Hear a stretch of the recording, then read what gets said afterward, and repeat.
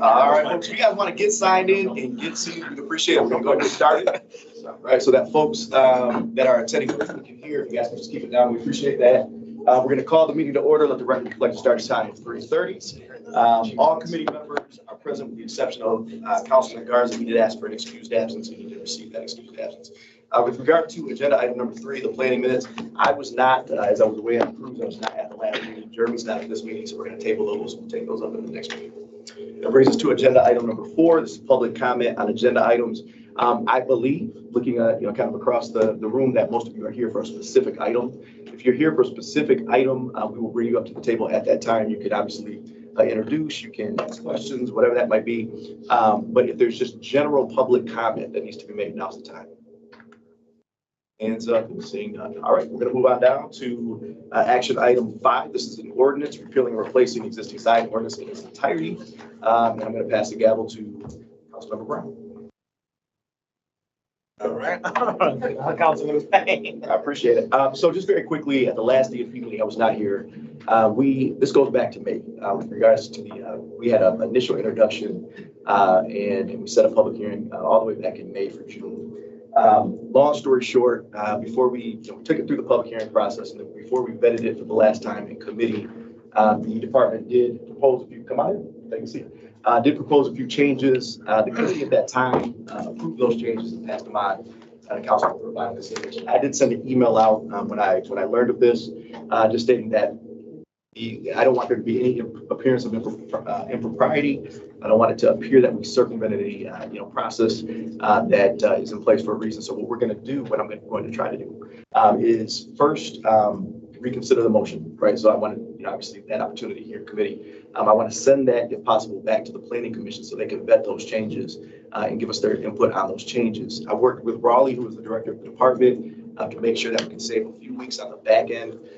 So we also have in our packets, and I'll read this separately. We also have a resolution to introduce and set a new public hearing for August 26th. What we'll do is for our agenda that night, we will actually have this up for final consideration as well. So our thought is, as long as we don't hear any substantive concern, then we can move it the same night, as opposed to having to refer back to committee and then having to send it back to council. So I'm going to first move to reconsider. Consideration, all in favor? Aye. All right, and then I am going to move this resolution to set a public hearing. Let me just make sure I have the date right. Yep, August 26th, 2024, 7 p.m. at the City Hall. Favor? Aye. Aye. And I'm going to pass the gavel back. Okay, fantastic. That takes us to action item C. This is the resolution of substantial amendment, fiscal year 2020, 2021, dealing with the annual action. Thanks for being here. Appreciate it. Annual action plan to include home art allocation plan. We actually had a public hearing this past Monday. We know what this is. This deals with the Hillsdale property, 40 units of affordable income or affordable or low income housing. We know that essentially what they're doing is instead of using home art dollars being home dollars, they're going to use exclusively home art dollars. So we are amending the documents going to, I think they amended from $1,539,000 to $2,102,000. Of course, again, those are our home art funds. This is our last look at it in committee. If there are any questions, I'll certainly entertain those, and if not, I'll entertain a motion. Motion. All right, there's a motion for adoption. All those in favor say aye. Aye. Aye. All those opposed, same sign. Takes us to D, resolution. This is setting up a public hearing on a payment in lieu of taxes for Genesee Senior Apartments at 835 West Genesee Street. I know we have Mr. Tim Lloyd in the audience, so if he wants to come up. Raleigh, Tim's going to take yours. Yep. So you're going to be involved. We also have, who do we have, Virgil? We've got, so we've got, I'm here representing the department. We've got Tim Lloyd in person, and we've got Greg Barron with Volker Development online. Okay. And between Tim and Greg, they'll take us through a presentation, printouts in front of you, and then I'm available to answer any questions in terms of staff. All right. Whoever wants to begin? Yeah, feel free. Tim and Greg, thanks. Sure. Yeah, can you guys see and hear me okay? Absolutely. Great. appreciate this opportunity. I normally would like to be there in person. I actually recently came down with COVID. So I figured you guys didn't want me sitting there in the room with you. We appreciate it. Yeah. So we appreciate it. I'm Greg Barron. I'm managing director for Volker Development. We're a national affordable housing developer. We've developed about 5,000 units nationally, including property management. We previously had our own in-house general contractor, but we've kind of switched focus to just development projects at this point. We set out about 3 years ago in the city of Lansing, working to identify available sites, projects, properties that we thought would be a good fit for affordable housing. We're here to present the Genesee Senior Apartments project, which I'm sure a lot of people are familiar with. It's just outside of downtown Lansing. Just give a general background on both Volker and then our partner Equity First, and then do a brief presentation of the project itself. So Volker, as I mentioned, national developer, working throughout the country. I believe it was 2001, formed a relationship with Equity First Community Development. Tim Lloyd is there with you guys right now. And we kind of, at the time we were looking for development partners. A lot of what we do is try to connect with local developers in the area to form relationships, just people who have, their ears to the ground and they're familiar with the areas, familiar with the people in the area. The ultimate goal for this project is to submit a tax credit application to MSHDA on October 1st. We previously submitted the project at the end of last year. We came very close to getting the project funded. There were a handful of items that we need to address for this round, specifically support services. So that really brings us up to the PowerPoint. I'm not sure that you guys want me to kind of read word for word through the PowerPoint. But just wanted to give a little background on us, and then I'll turn it over to Tim briefly to kind of give an update on Equity First. No, so yeah, a high level overview would be fine. Obviously, this can serve as the guide on the side. In terms of last year, your submission, I would assume that included a 10% pilot at that time? That's correct, sir. Yeah. Okay, and now what you're requesting is 45 at 4, correct? Yeah, correct. 4% pilot, yes. Okay. Yep. Okay. All right. You're ready So, Tim, for me, you wanna- Greg? or- Yep. Sure. Yeah. All right, well, good afternoon, everyone. I'm Tim Lloyd. I'm a local resident of the city of Lansing, a long life resident. I started a company called Equity First Community Development about 5 years ago, I think it was, somewhere around there, 3 to 5 years, I forget. And I didn't know the first thing about development. I still really don't. I'm green. So I had an attorney. I don't know if you guys are familiar with Mary Levine, but she recommended some development companies to me. I was in the business of just buying and purchasing homes and flipping homes. So that's the gist of my small business. I wanted to get into this space a little bit more and see what it would be like to develop commercial properties. I didn't have the financial wherewithal nor the experience to do anything like that. And so I contacted her, which she recommended some development companies.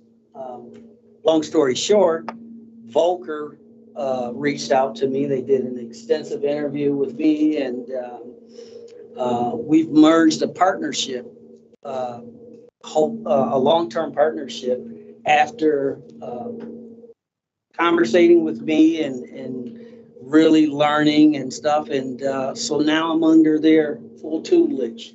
I've been traveling throughout the country to learn more about the LIHTC operations, learn more about statewide MSHDA programs. And so I'm completely under their tutelage. Because I'm local, I was boots on the ground to search out development sites in the city. And one of the development sites that we looked at Shabazz, that school. We looked also at the current site, Genesee Building, and it scored out very well. And so I encourage them to pursue that. And so we are here today to pursue after the Genesee, and we're here before council. So that's the gist of who I am and what I've done. I know some of the council members just from growing up here in the city. I've worked diligently with the city on things outside of what I do professionally. And I'm looking forward for this opportunity to put my hands to the plow and see what it turns out to be. So talk to us a little bit, Tim, about the particular project and the need for the 4% pilot. So the project, and I would normally yield this floor to Greg because he's a senior developer. Yeah, whoever's comfortable. But I'll just share a little bit about it. It's going to be a mixed use. We're going to take the existing building. It's a historical. It just got cited for a historical site. And so we're going to develop. Stop real quick. Is Yes. it's going to be mixed use or mixed rent? It's mixed use. Not, it's Yes. not quite mixed use. Yeah, correct. It's not mixed use. Okay. Yeah. Okay. I just wanted to be clear. So, So, there's and not gonna be and any mistakes I make, he'll clean them up. there you go. All right. All right, so So- there's not going to be any commercial aspect of this building outside of Correct. residential, right? Okay. Correct, Yeah. correct. And so the new portion, I believe, is going to be 32 units? And then the Yeah, existing building, I think, 20 something, so, which will, about 54. And so we've done numerous site walkthroughs. I don't know if you guys knew that building a few months ago caught on fire. And so that was a big scare to us because that was one of the ones we gained site control. Right. That building took to flames. And so we had to go back through there to see if some of the historical settings were messed up, and it came out to be okay. So we're looking forward. I've talked to some of the people in that community, looking forward to developing a senior housing, which I think will help revitalize that particular area. Greg, do you have anything else to add? Yeah, if you don't mind, I could kind of piggyback off of what Tim Sure. brought up there. So, yeah, as he mentioned, it's a combination new construction and historic adaptive reuse. So as Tim mentioned, the new construction building will be 32 total units, and the existing school building itself is 22 units. The total combination, it's 36 one bedrooms and 18 two bedrooms. This is kind of laid out in the presentation that you guys have in front of you.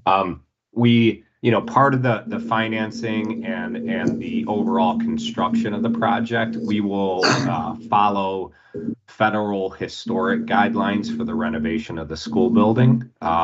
It was, I forget which year, in 2014, it was listed by the National Park Service as a contributing structure. And really what that does is it does two things. It opens up the door for us to take advantage of historic tax credits for the renovation. But then it also puts a set of eyes on the project to make sure that we follow the historic guidelines for renovation. So the exterior of the building is still going to have historic character, the windows, that sort of thing. So, again, maintaining the integrity, the history of that building, I think is huge for us. The new construction piece that'll eventually be attached to the building will complement the existing historic structure. So National Park Service will also have input on what the new construction building looks like as well. We've, as Tim mentioned, we've been through the building a number of times. We have an architect heavily involved. They've done floor plans for us. We've engaged two local Michigan contractors to do cost estimating for us. Part of the big reason why we're here requesting the 4% pilot is just, construction costs. I think after COVID, everyone assumed that construction costs dropped, but really hasn't been the case. They've, in a lot of ways, kind of maintained a high construction costs. And so the request for the 4% will kind of help things pencil out for us just so that the deal works. not only Tim mentioned the fire damage that was there, we know there's been recent vandalism. We're consistently speaking with the owner, making sure that windows are secure in the meantime while this process plays out. So we view it as an asset for the area. There's a few details about the history of the building itself. It talks about how this is one of the last remaining historic school buildings in the city that's still intact. And it's the same architect that did Lansing City Hall and Lansing's Carnegie Library. So there's definitely history there. It's already on the historic districts list. So we thought it was a great fit. The affordable housing tax credit program that we plan to apply for a lot of times forces you towards areas that score well, just so you can get the project funded. This one not only scores well, but we view it as an asset to the community and something that we want to save. There's definitely a need. Go ahead. Yeah. Yeah, just because I want to make sure, if you covered it, I apologize. You said that you guys, you did apply last year, correct? And that was at the 10%. You said that it wasn't necessarily the variety. I understand why you're questioning 4% with regard to construction costs and things like that. But that was not the reason you weren't approved. The reason you were approved was a lack of supportive services. Can you talk to that and how you're addressing that this time? Sure. Yeah. So MISHDA's, they issue a qualified allocation plan, a QAP every year. It's actually a 2-year QAP. And they issued the new one last year, and one of the new categories was what they call on-site supportive services. Somewhat unclear, developers throughout the state were kind of scrambling to determine exactly what MISHDA wanted to see at the time. We had partnered with a local service provider that once MISHDA dug in deeper and did their work, did not view as an agency that would score the points for us. And so, the moment we found out about that, we engaged different supportive service providers. Tim's currently working hard now to develop those relationships. So we feel, the QAP stays the same. The scoring rubric stays the same for this upcoming round. If we're able to address the supportive services, we feel more confident about being able to get funded. And Adam, would you like for me to mention some of the supportive services that would be? That'd be fantastic. Yeah, so I've reached out to physicians, behavior health services. That's a recovery service that's ran by Pat. I forget his last name. Also CMH. They would like to see supportive services in that space with community mental health, and also capital area housing in some areas for that. So those are some of the support services that we're looking to have on site that specified specifically from MISHDA that we need to have. I appreciate that. Yeah. All right. Anything else, gentlemen? No, we appreciate this opportunity. And again, apologies I couldn't be there. Nope, that's all right. You'll have another opportunity, I promise. Nothing at my end, unless you have questions on the staff report. I'm sure we do. We'll start with Councilman Brown. Any questions, comments, concerns? In terms of the 54 units, the mix is what? Tell us real quick. Say it again, sir. I think it's in the staff report, but for the record. Yep, so out of the 54 units, and Greg or Tim can correct me if I'm wrong, but we counted 22 units in the vacant school and then 32 new units in the newly constructed. Of that, 36 of those will be 1 bedroom, 16 will be 2 bedrooms, and then they'll also have within that 54 count 9 barrier free. Right. All right, answer a couple questions that I know are going to be asked when we actually introduce this up to public hearing on the 12th. When we originally vetted this with office staff, we thought that delinquent taxes not been paid back, dating back to 2020. But it looks like there's something in the packet that discusses it actually being sold or closed on late June, but we don't have anything on file. The other pieces, I want to make sure that we have tax receipts. We want to ensure that these delinquent taxes have been taken care of. Sure. So are you able to produce those things? I can. A sale document? No, I'm just looking at everybody that has been involved in discussions. In terms of property taxes, I can confer with our assessing office in the county, current status. But Greg or Tim, I'm not aware if ownership has changed hands in the last month or two. Yeah. Greg, can you speak to that? Yeah, we've been aware that the current owner was not up to date on his property taxes. Right.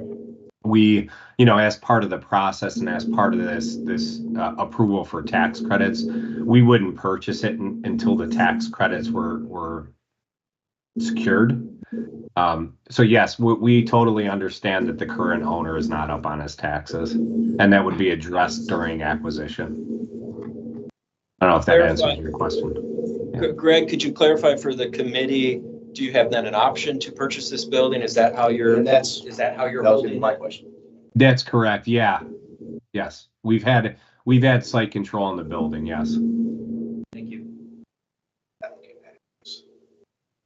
And Chairman, you're saying to your knowledge that they're selling it to someone else? You know what? I thought what I saw, and maybe I'm wrong, was a sale document of some sort. But I may have just confused. The biggest thing is, and that makes a lot of sense. I didn't know there's an option agreement in place. But obviously, if you were the owner of record right now, we're not with taxes, would not be considered. I just want to be clear. Yeah, we wouldn't. I should have clarified that. We wouldn't purchase until acquisition and construction started is typically how that plays out. Yeah, that makes a lot of sense. Okay, the other piece is when you look at, if you look at the staff report, because obviously we have to consider the financial impact of the city. If you look at Raleigh, this is for you, under financial analysis, the analysis was known at 5%. Yeah. Right. That's a 4. Yeah. Is that should say 4%? Should So this is what it is at 4%. You'll see on the first and second page, we Okay. said 4, so it should be understaffed there. Oh, not a problem. Okay, so Councilman Brown, just so you're aware, let me look real quick. So the current taxable value is 155,785, which means the burden in terms of taxes, 12,425. When developed, taxable value is projected to be just a tad over 2 million. Without a pilot, they would be paying about $165,000 a year in taxes. With the 4%, it's 4%, not 5%. They'd be paying about $28,000. So over the life of the pilot, at 45 years, we're looking at about $6 million by way of the pilot. Okay, real quick, how does and I ask this every single time, how does HUD, MSHDA, I would assume it's MSHDA, how do they define elderly and how do they define disabled? So it's 55 and older. Sometimes the other financing sources will push it up to 62 if HUD financing is available or included. Okay, and this is 55, I'm sorry, this is senior and disabled, or is this just seniors? It's all senior. Okay, and when you say senior, are they able to, and I would assume, yes, they're able to move people in with them? Yeah, correct. Yep, there's flexibility there too. Okay. Of course, you know why I'm asking the question. When I'm out in the field. I do. And I'm out at facilities that are supposed to be senior facilities, and everybody's super excited about the senior facility and finally allowing people to age in place with grace, and then you see kids all over the place. Just running amok. And I think that's one of the reasons. A lot of times you got parents, grandparents raising kids and grandkids in these places. I should say supporting kids and they're raising grandkids in these places. We just wanted to make sure that was in fact allowed for. What engagement have you guys done or are you planning to do with the surrounding neighborhood? And that's where I come in, Adam. I would love to start with, of course, council member that oversees that war. Yeah, Jackson, speaking with him. Also, just some of the community members that live in that area. Raleigh, but I don't know if you know or not, what neighborhood groups do we have in this area? There had been in the past a downtown neighborhood group, Associated Neighbors of Downtown. I'm not certain its active status.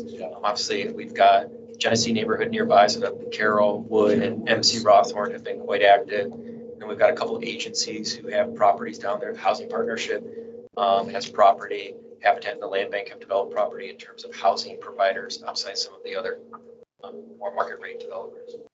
But we've shared and connected. Tim's got that information for Delisa's shop in terms of engagement. Perfect. Greg, are you and I'll be honest with you, I've been totally opposed to 4% pilots in the past. Sure. There's no way you can do this at a higher percentage than 4%. Is that what you're telling us? I think there's flexibility. We don't have our solid construction numbers back yet. I think as that diminishes, then the scope of work has potential to diminish. But we're kind of open to having the conversation with you guys. I guess the other question is, when I was reading through the staff report, it actually stated that permanent financing will come by way of, and then you put your capital stack together. You had historic tax credits, you had LIHTC, you had all those deferred developer fees. Is there does your, I guess your pro forma or whatever you call it, does it contemplate that at the end of 45 years, this is going to come back out of the tax rolls fully, or have you guys actually planned for in 45 years? It looks like you'd be coming back. Yeah, another pilot. What does that look like? Yeah, we haven't, our pro forma doesn't go out that far. Right. So I'm not going to sit here and say that we've done that. But yeah, I mean, part of our asset management department is to kind of look at that analysis as we move towards applying for tax credits. Yeah, that's a good question, though, post 45 years. I know this question will be asked on the 12th. So how many construction jobs are you guys contemplating as part of this? Total, I can't rattle it off the top of my head, but we, just to give you an example, we're assuming like a $12.5 million construction contract right now. Right. I can get you those numbers though, like an estimate of what the construction jobs will be. Any idea who your general contractor will be? Yeah, like I mentioned, we're talking to two local. It's Wolverine and Pioneer Construction, and they're both out of Grand Rapids. I don't know if you're familiar with them. I saw you signed the prevailing wage document. Yes. And I'll be honest with you, Greg, the reason why I'm asking the question is, we, and I actually have had conversations with Tim. Tim's an incredible individual, actually lives in my ward, doing just really, really good things. So the fact that he's partnering on this does make me feel a little bit more comfortable. But, when we look at these pilots, we typically don't even generate enough income, and nobody as part of the administration has been able to argue otherwise. I mean, we don't even generate enough income necessarily to service the built and social infrastructure that is coming on board with these particular properties. And so then the question becomes, okay, so what's the benefit? And of course, the benefit should be really good, solid, clean, safe, affordable housing. Unfortunately, as our city attorney's office knows, because we are dealing with it all the time, most of the time that's not what we get. But then beyond that, there's no other financial impact to be considered outside of, this income tax, this property tax piece. And so the question, and even with, you look at the Tri-County, and I just told Tim this, you look at the Tri-County area and you look at the need, we're really the only one opening up the door and say, hey, we have a heart, we want to do this, we want to, nobody else is. And then what ends up happening is, even with construction contracts, it's the adjacent municipalities that are actually benefiting, because it's their individuals that are coming in, they're working, they're taking those dollars back to their communities. And then we're left with a property that, obviously we have some of the hardest to support people that need the most support and deserve that support, but we're left with very, very, very little resources to actually provide that support. And we just keep adding and adding and adding. So when we get calls about roads and parks and emergency response and good sound economic development and staffing levels, and this has a huge, huge part to play in all of that. The fact that we have this huge heart, the fact that our household income is about $20,000 to $30,000 less than any adjacent municipality. It doesn't matter which one we're talking about in terms of butting up to our property. We just simply don't have, you look at our revenue streams, property tax and income tax being the top two, we just don't have enough to take care of what we have. So that's my concern. I'm trying to find something here that I can jump on board with and support. But I'm worried. There's a number of things that worry me about 4% pilots. That. We talked about this at length. Yeah, overall as council, individuals and projects that have come up like this, it's a challenge, because you have the heart, like you're saying, Chair, but at the same time, how do we support the long-term quality of life of the individuals that matter the most? And so I do understand, and of course we understand the financing and all those things, but pilots are in essence tax deduction, if I can use that word, where we're helping fund, but we need funding to help support. So that's kind of the double-edged sword. So here's the deal. So we are looking, Mr. Richmond, public hearing would be set for the 26th, right? Which means we would introduce this on the 12th. Okay. So here's what we're looking to do. We are looking to move this out of committee, obviously. So on the 12th, we would introduce this in front of council and then set a public hearing for the 26th. We would ask that Greg and Tim be on hand. Probably what I want you two to do is maybe go through this a little bit, just a little bit, I don't know, a little bit more deliberately, a little bit more intentionally. We in committee, obviously, this is all we had to dive through. That packet is going to be about 400 pages that night. So if you guys could actually go through this in a little bit more detail, that'd be great. And then some of those questions that are maybe outstanding that we just asked, or maybe some of those concerns, see if those can't be addressed between now and then, because I anticipate other folks will ask the same questions or have the same concerns. But again, that will be the 12th. And then the public hearing will be on the 26th. So, Councilman Brown, there are no other questions. I would just make a statement that to Councilman Hussein's point is just to be not only deliberate, but also, I guess, to articulate the confidence when we're talking about support services that we have been engaging with our citizens. We understand what's happening in the community and what the needs are, and that also that there are strong relationship with service providers. Today, I don't think I particularly heard that when you guys are working on it, and then things move through our process fairly quickly. But today, I haven't heard, like, I'm very confident that you all have the support services in place that when the people are living in their population, that they're going to have the support and the help that they need for quality of life. That would be my only statement. With that being said, a motion to move forward. Motion on the floor. Further discussion? Anything from the public? Seeing none, all those in favor say aye. Aye. All those opposed, same sign. And before we move on, so again, that'll be the 12th. Okay. We appreciate Tim, you being here, Greg, you being here. We're excited to have you in on the 12th. Raleigh, a couple other things I have just in my notes. One of the things I'd love to see out of your shop at some point is current study. How many pilots do we have right now? Because I want currently, how many pilots do we have on the books? Which have been of those, which are like multi-branded. Of those, how many people have come back, right, to the parents and asked for a new pilot request? Because we're seeing that, I think, far too often. And then also, and I don't know how you get after this, probably, but you and I can absolutely chat about this. I would like to see a study conducted of some sort that would really tell us when we talk about like return on investment with regard to properties, what kind of impact do they have on, I mean, it's even your staff report, right? All the area property values are absolutely going to go up because of that. We have associated increases in property taxes. And so is that happening, right? How have these been managed? What is the, even from your code shop, what typically in terms of these pilot projects, what does that look like?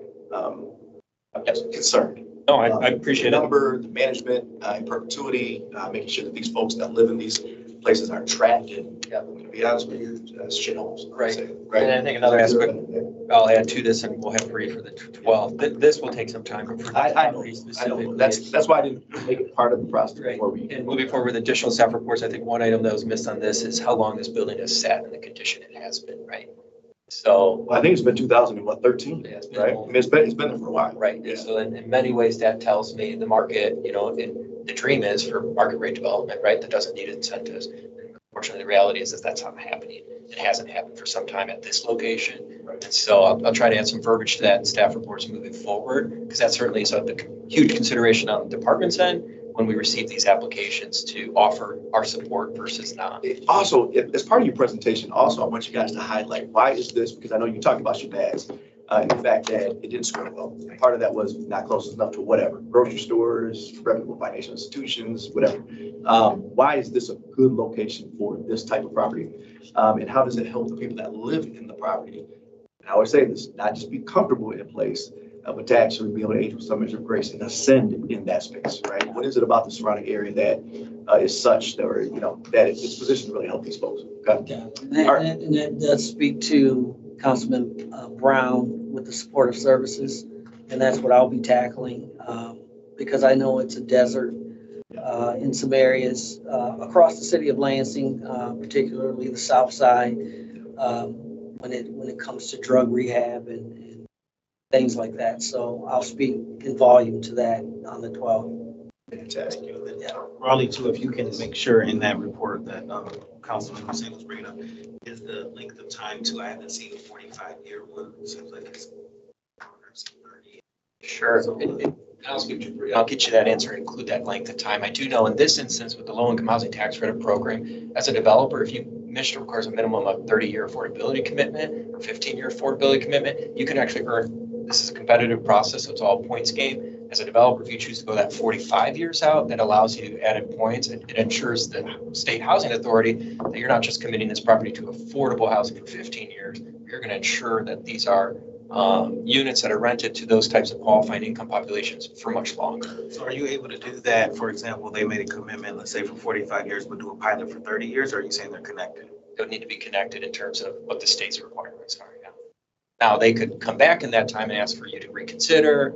MSHDA's compliance period will be 15 years, so it could be the developer at the 16th year chooses to come back and ask you all. That ultimately that power lays at council to decide if they want to alter that. But when we talk about the scoring rubric, there's no difference in 45 at 10 and 45 at 4.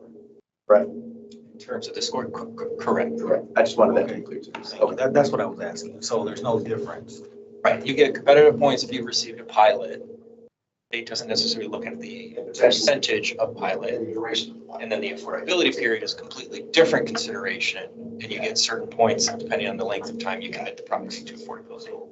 And guys, for what it's worth, the first time around we committed to 45 years, and we'll do the same this time around as well.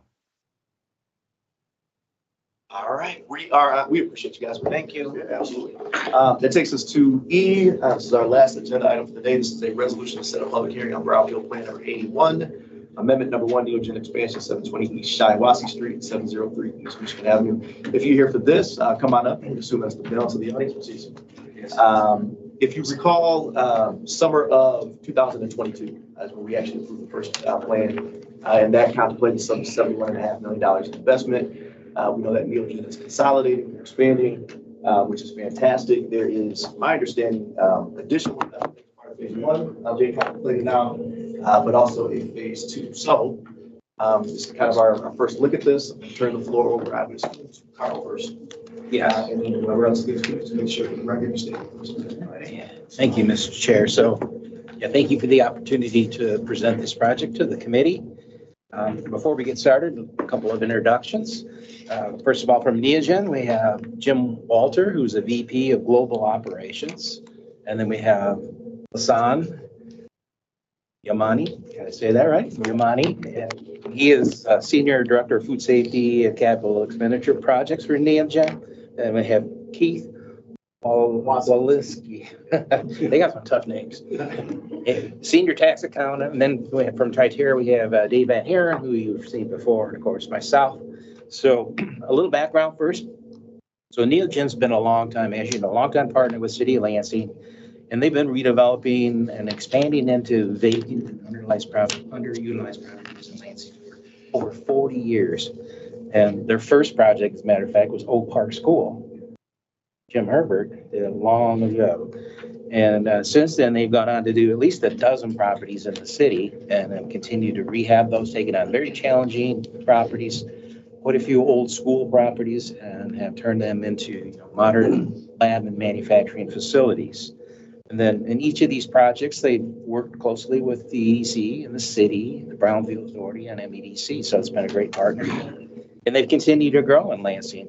And they're a great success story. And they're headquartered in Lansing. They have over 600 employees in the city and campuses. So they have had a major impact.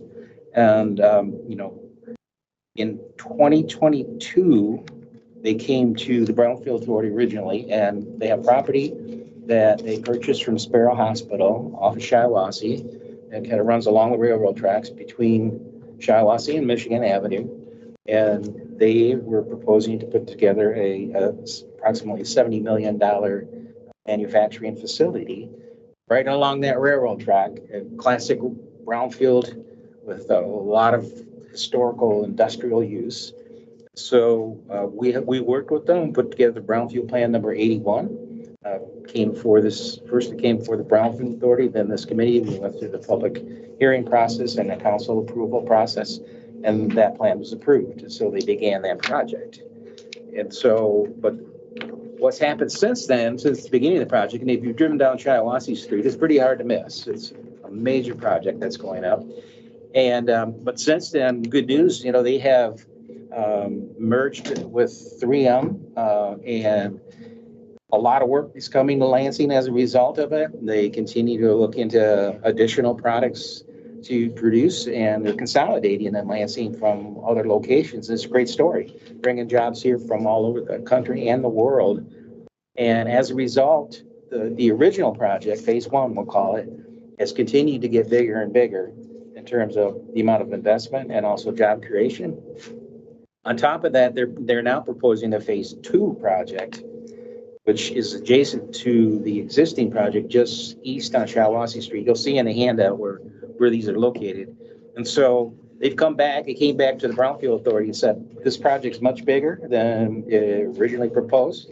And we would like some help. We'd like to amend the Brownfield plan to take into consideration the additional investment and job creation. And so we helped them, and Dave from Triterra has done a lot of the work and put together an amended Brownfield Plan 81. Plan was presented to our Brownfield board 2 weeks ago on the 12th and approved unanimously. So then our board forwarded it to council for your consideration, and it was received and referred by council to this committee. And so we're here today to present to you the amended plan and also the expanded project. And our ask for today is your support in setting a public hearing for the Brownfield Plan on August 26th. So now for the main presentation, I'll turn it over to Jim, then he can tell you a little bit more about Neogen and the project itself, and also Hassan too. And then Dave can run through the Brownfield numbers and the change, and it's really a positive change. This particular plan, as you'll see, the tax allocation and who gets what, it's mutually beneficial to both the city and Neogen. So it's a great example of a public-private partnership. So Jim, you want to kick it off? Again, Jim Walter with Neogen, coming up on my 6th month with Neogen. So I just recently joined in February. As Carl mentioned, this project, when it was originally designed and presented 2 years ago, was a little bit of a consolidation and in a particular piece of property, as was mentioned, and then the subsequent 3M acquisition essentially doubled the size of Neogen. So one of the premier products that we are now selling under both the 3M and the Neogen name as we make the transition will all be manufactured in Lansing. So it's currently manufactured in Brookings, South Dakota, and Wrocław is how you say it. It's not how you spell it, Poland. So as was probably presented 2 years ago, we had choices. Do we want to do it in Poland? Do we want to do it in South Dakota? Do we want to do it in Kentucky? We ended up in Lansing. And so we were able to shift gears pretty quickly around the same time that Hassan came on. I'll let him talk in a minute, allowing us to expand what we were already doing there to build the Petrifilm operation in Lansing. So we've already procured 2 very large 3-story coating lines. In fact, he was in Taiwan for 2 weeks qualifying the first one. Each of these are about $8.5 million. One's being disassembled as we speak, brought over in containers. It'll be installed in place here. We've already begun hiring. We just hired the manufacturing managers are going to be responsible for that whole area. He's going to go over to Taiwan in a few months here when we qualify the second line. So this project is well underway, up to around 170 plus million at this point in total spend. This is for the phase one piece. So there's some confusion on phases because phase one, some could be as the 70 million and then phase two is the 170. This new phase two is really a second piece, which we'll talk about in a minute. But I just want to level set the playing field here that we took on the additional $100 million of spend and the expansion of the size of the existing footprint since 22 to house all of this manufacturing operation. So that will be the main driver for the job creation. It's already underway, as I mentioned. And it's also a significant driver for the additional capital spend with several local contractors, and you can expound on that if we need to. So it's a very exciting project for me. I've been in manufacturing operations for almost 35 years, and my biggest project to date before this one was 120 million. So to be at this size in the city, in an area that we are, it's a great fit for us. Our leadership is already in place. And, you know, I can't say enough about the project team and how well this has worked. So I've come on board and met a lot of the local folks that help with economic development, met with Carl earlier here, some of our additional leadership. And so, again, just want to reiterate, we're looking for support here as we make this amendment and then also present this phase 2 piece, because it does involve additional potential remediation. You know, we've done core samples and things like that. We have a pretty good idea what it's going to cost to remediate that. And so I think that's a win-win all the way around, right? I've got experience in what this could do and how positive it can be for a local community to remediate and then build and then create jobs all at the same time. And for what we're looking for here for these brownfield tax credits, to me, it's purposefully fit for why this was created, why these brownfield dollars were created. So if there's no questions for me, I'll turn over to Hassan in case I missed anything. Pretty much covered very well. The projects, as you know, when we started, it was a small, basically for Lansing operations. And then when we did the acquisition with 3M, we jumped from 60,000 square feet to 155,000 square feet. And then now we're 176,000 square feet. That's for phase 1. I just wanted to point out that all the general contractors, Chrisman, which is down the street from you. So all of our trades are Michigan-based union. You're talking about the general contractors, the electricians, which is Summit Contract, and Limbach is also Michigan-based here in Lansing. So when we started, we looked at all the contractors, general contractors, Lansing-based with employees from Lansing.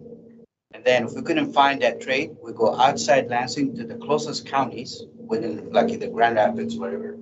And then this outside ring is Michigan. We don't have anybody outside Michigan, basically, working for that. We have close to about 28 trades right now working on the facility, right now in that facility. And the other thing is basically, we call it phase 1 because that's what the accumulating Petrifilm and Michigan operations that we're going to be looked up into that. Phase 2 is actually, basically, we have another building. We're going to relocate that operations into phase 2. So again, it's keeping it within Lansing facility or Lansing operations as well. Like what Jim mentioned, basically, is that we're bringing jobs from South Dakota and operations from Poland into Lansing. So that will add another, basically, operation and operate. Anything else, Dan? Any questions on the actual project? Councilman Brown, any questions?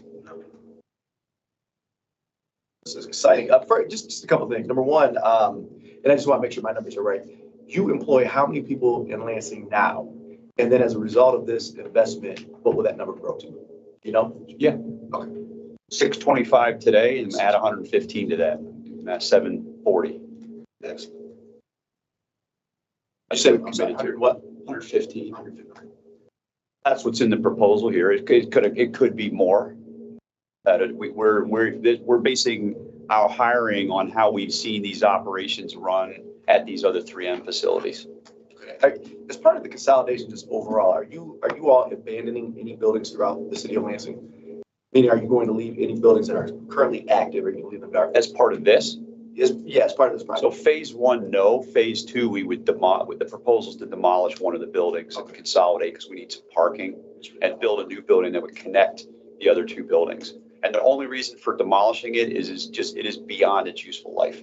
Got it. But you're also getting ownership, and then that will be repurposed. Yeah. Is that correct? Yes. Okay. They're not creating any empty space No. or additional brownfields. Yeah, That's what he's. exactly what I Okay. was creating an additional brownfield. Yeah. As a matter of fact, 703, we're renovating that. Yes, you're actually taking on more. Yeah. Taking out more. And the capture period's not being extended, correct? It's being shortened. It's actually shortened. Well, it was 11, now it's 9, right? I get that. Yeah, that's one of the good news, is because the amount of investment is so much greater now that the payback period is quicker. And Dave has those numbers in the handout, and if you have time, he can run through that real quickly with you, because it's pretty impressive when you look at it over time.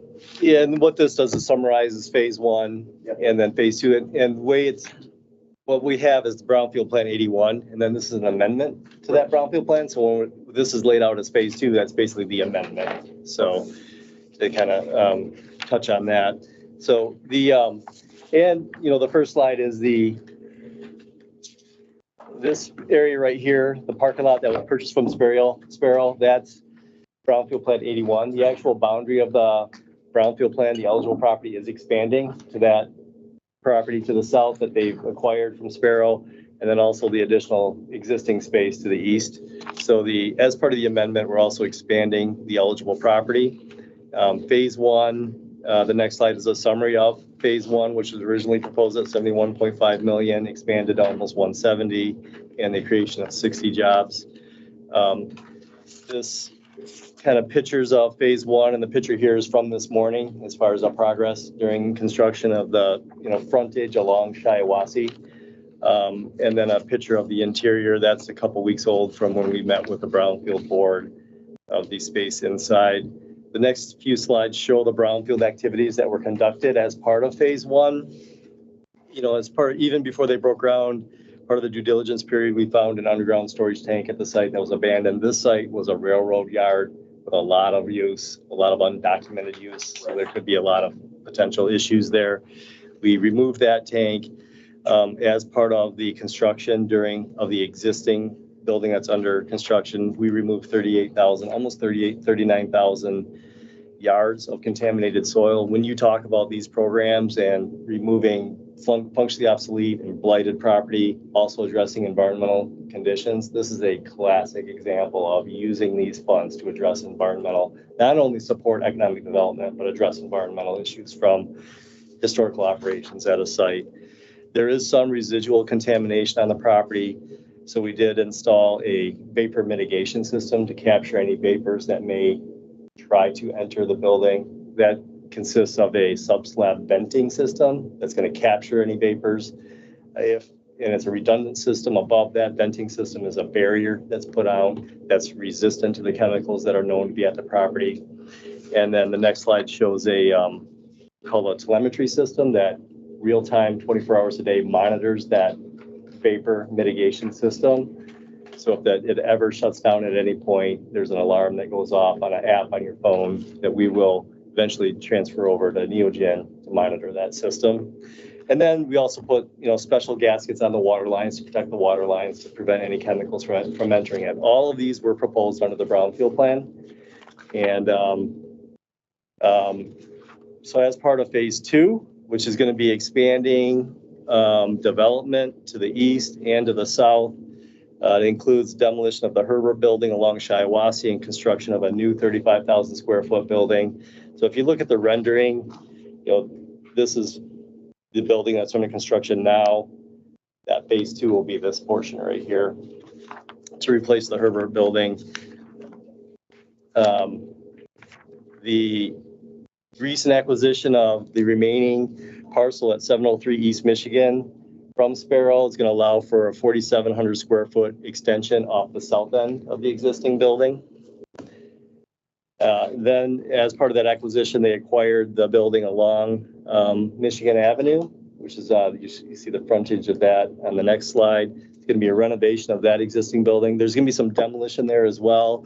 I believe there's some warehouse space and loading docks that are going to be demolished. And then that building will be renovated for facilities and production support. Lastly is the demolition of the Bohannon building, which is east of the current building that's under construction, just north of the Hosmer warehouse. It's going to be demolition of that building and then expansion of the warehouse space and some parking there. Not just expansion of the warehouse. Okay, expansion of the warehouse there. So that is going to be an additional 38.2 million. Everything that we've described in the Brownfield Plan as part of the amendment is an additional 38 million, additional 55 jobs, which gets you to that, the next slide shows a summary of the amendment with the capital investment increasing to 208 million. Full-time equivalent jobs increasing to 115 jobs. Eligible activity costs due to the additional demolition costs, the infrastructure improvements, environmental cleanup is going to expand to 8.6 million or a 72% increase. However, based on that capital investment, total development costs, we expect the duration of the brownfield plan, the reimbursement period to go from 11 years to 9 years. So everything's moving in the right direction. The next slide shows a breakdown of the total new taxes. We always provide, what does it look like, the total new taxes? This brownfield plan does adhere to, we didn't apply for any exemption to the city's policy to have a 10% pass through for all new taxes. There's still going to be a pass through to all the local taxing units and state taxing units. There's capture for the Brownfield Authority to administer the plan, and then capture for the Brownfield Authority to capture 10% each year to put into their revolving fund to support other projects. And then we look at what is the economic impact, even though it's a 9-year capture. What does this project look like over the next 20 years as far as economic impact? So we're looking at 8.6 million in reimbursement to the developer, 36 million in taxes that are going to be passed through, 766,000 that's captured for administration of the plan and the local revolving fund, and then 300,000 for the state revolving fund. That prior slide shows it pictorially in blue are going to be all the taxes that get passed through is based on the new investment and the base taxes that are currently paid today.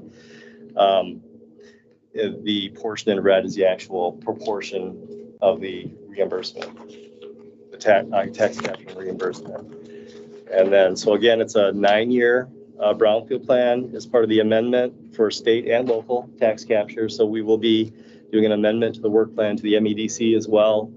Eligible activities include demolition, environmental assessment, tank UST removal, underground storage tank, contaminated soil removal, vapor mitigation, site preparation, and infrastructure improvements. Everything that's pretty much available under the statute. Dave, if I may highlight again, so Yeah. he went over, but this 20-year forecast where it shows, you have an 9-year plan, but if you look at it over a 20-year period of time, you got almost $46 million worth of new property taxes being generated by this expansion project. And of that, only about 19% is being used for the brownfield plan. And you got 36 million going to the locals. And of course, after the plan expires, it's the 100%, right? It's going to the city and county schools, et cetera. So, when you look at it overall from the big picture like that, and we have brownfield plans that go 20 years, we have some that go 30 years. This is just a 20-year period of time, which is a reasonable period of time to look at. And obviously, they'll continue to operate there. But if you look at it from that standpoint, then it's a great deal because it generates quite a lot of revenue to the city. You don't even have the income tax in here. There's also the new income tax from the 115 jobs. There's all of the economic impact of the workers living in the city, spending their money in the city. So there's a lot of positives associated with this when you look at it, especially over a 20-year period. For the income tax, since that's near and dear to my heart, we're at 250,000. Yeah, 250,000 of Lansing city taxes that the company paid for fiscal year 23. And that number is only going to increase as we put in an additional 100 employees because headcount, property values, all that go into the factors behind the actual income calculation. Excellent. Oh, that's being said, I'd like to make a motion to set the public hearing. Absolutely. Yeah, this is exciting. I'm very excited about it. I don't know if you can tell. It's probably not palpable, but I am excited. I wish we could do this every 2 weeks, right? DMP had this type of investment vetted, this expansion of investment, the job creation. This has been fantastic. Your company is awesome. I wish you had a stronger presence in Southwest Lansing, but what are we gonna do? Yeah, so we would introduce 12th. Public hearing would be the 26th. Right, and then this is kind of like a dress rehearsal. So what we'll do is on the 12th, we'll expect a presentation of the full body, and then I can take it from there. 26th, I'll give it a quick rundown before we actually do the public hearing, and then refer it back. We'll vet it. And all goes well, we'll have it approved at some point in probably September. Long story short, you guys need to be there on the 12th. Yep, all right. There's a motion on the table. All those in favor say aye. Aye. Those opposed, same sign. Motion carries. All right, any other business before the body, Mr. Brown? Sir? We are adjourned. I'll email you the presentation. What's that?